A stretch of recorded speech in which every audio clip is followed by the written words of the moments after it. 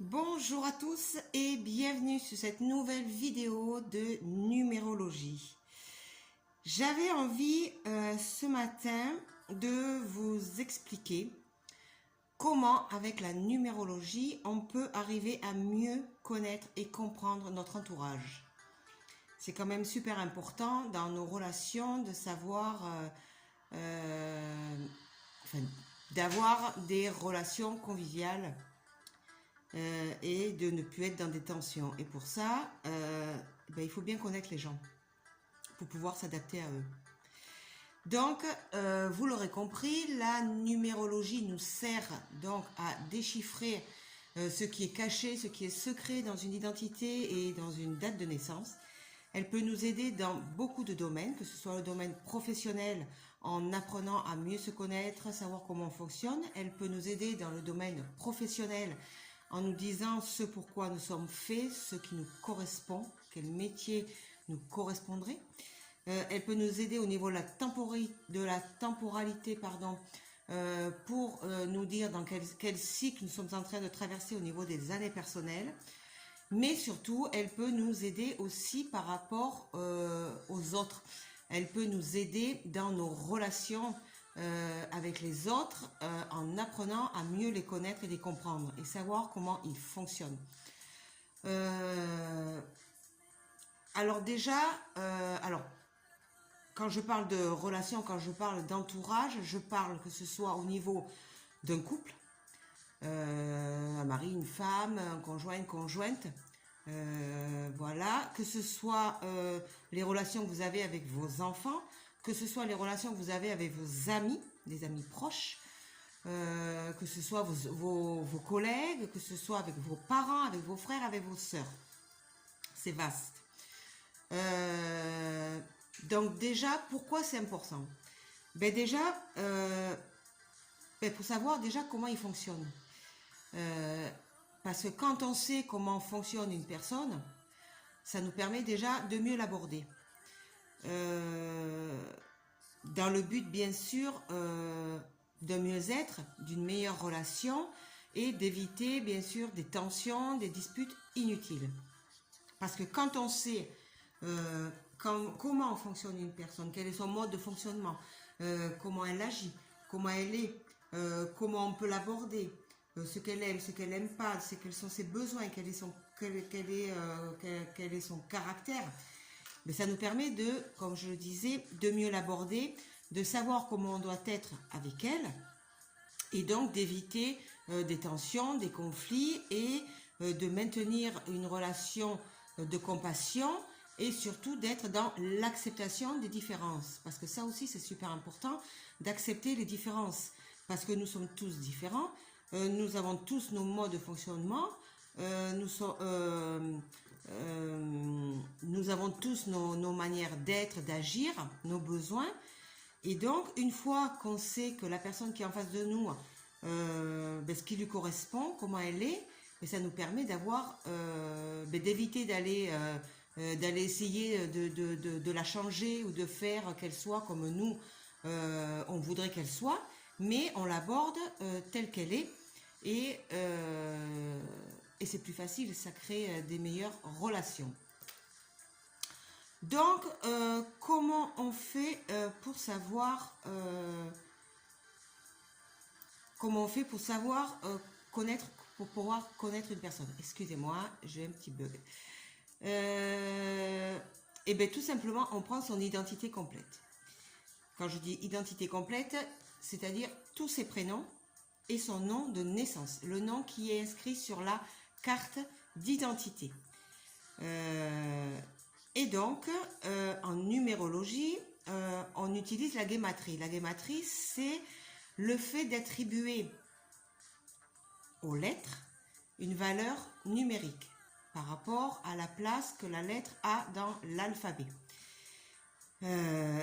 Ensuite, une fois qu'on a attribué la valeur numérique à cette lettre, on additionne donc toutes les chiffres qu'on a trouvés et ça nous donne donc en jargon numérologique l'expression. L'expression, c'est le caractère extérieur de la personne, c'est-à-dire la manière qu'elle va apparaître aux autres, la manière qu'elle a de s'exprimer vis-à-vis des autres. Voilà, là c'est le caractère extérieur, c'est la manière que les gens la voient. Voilà. Et donc là, ça va nous en dire beaucoup sur la personne.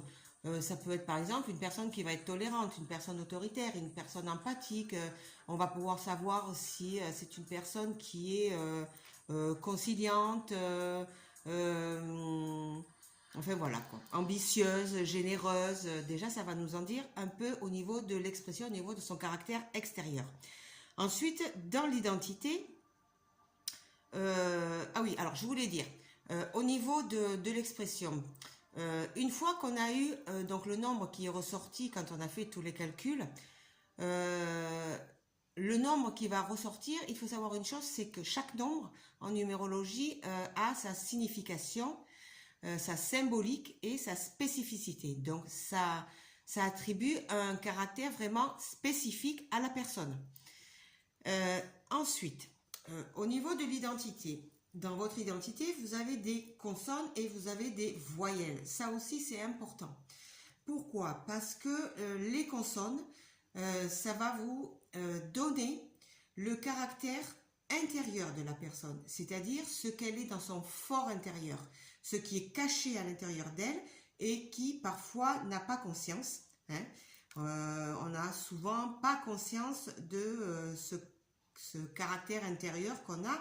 Pourquoi? Parce que forcément, nos petits égos arrivent en courant et en nous disant oh ben non, t'es pas comme ça, ben non, c'est les autres qui sont comme ça, c'est pas toi, t'inquiète pas, t'as pas de soucis. Pour ça, il est très fort, pour pas nous montrer vraiment notre vraie nature. Et donc, la numérologie vient donc le remettre en place et lui dire, eh ben si mon coco, désolé, mais si tu es comme ça. Dans ton fort intérieur, hein, je dis bien dans ton fort intérieur, à l'intérieur de soi. Ensuite, au niveau des voyelles, ce qui va ressortir, c'est ce que vous souhaitez, vraiment ce que vous voulez au plus profond de vous.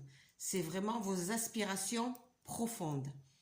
Alors, je vais vous donner un exemple. Par exemple, alors attendez, je vais vous donner un exemple.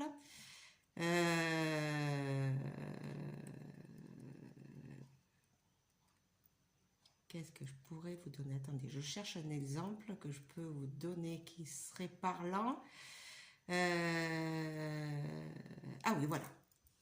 Alors, par exemple, une personne dans son fort intérieur peut être autoritaire, mais elle souhaite au plus profond d'elle être conciliante.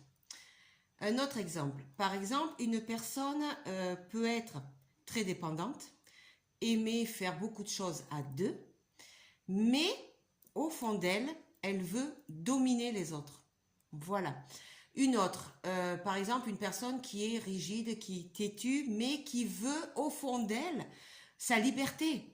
Elle veut pouvoir faire ce qu'elle veut pouvoir être libre, elle veut pouvoir faire ce qu'elle veut, avec qui elle veut, quand elle veut.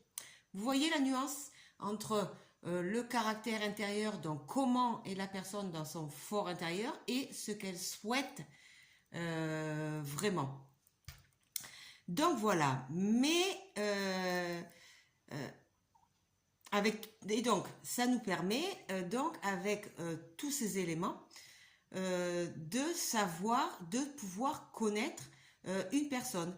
Parce que vous avez donc son caractère extérieur avec l'expression, vous avez son caractère intérieur, ce qu'elle cache, qu'elle ne montre pas, qui est caché et que souvent elle n'a pas conscience, et vous avez ses souhaits, ce qu'elle souhaite, ce qu'elle veut vraiment à l'intérieur d'elle. Et donc si on veut pousser même des fois plus loin, on peut, oui je disais, si on veut pousser plus loin, on a en numérologie le nombre héréditaire, c'est-à-dire le nom de famille. Et là, par contre, on va voir quel est notre héritage familial, c'est-à-dire quels sont les points communs que l'on a dans notre famille. C'est un peu le moule dans lequel on a fait plusieurs gâteaux. Voilà.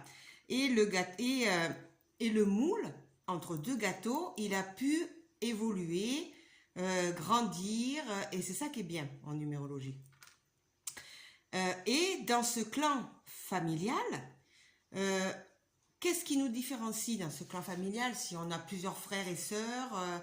Qu'est-ce qui va nous différencier en ce qui concerne la numérologie? C'est notre prénom. Le prénom, c'est lui qui va faire la différence dans ce clan familial. Parce que ce prénom, c'est celui par lequel on vous appelle.